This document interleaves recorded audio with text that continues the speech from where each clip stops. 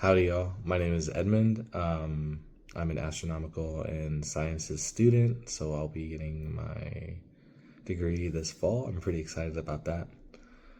For the past 7 years, I was in the United States Marine Corps, and then three after that, I was in the United States Army. I really enjoyed my time in the service. I got to work on a lot of cool aircraft, and yeah, just generally it was a lot of fun. I got to train and bring up a lot of young men to become young professionals, and I think it was a really great time in my life. And now I work at as a mechanic at SpaceX, building out the Dragon capsule. So I think it's pretty cool.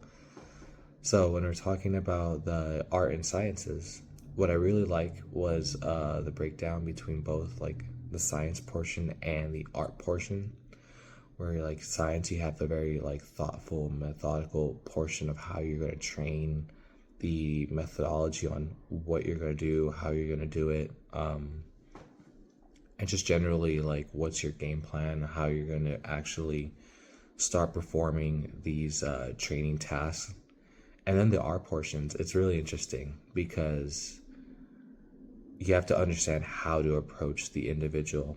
It talks about how you need to understand the person on an individual level. You need to understand their fears, their motivations, their competence, and how they are actually going to react to the training that you're going to administer. And so, what I really enjoy about it is that the training is meant for the individual.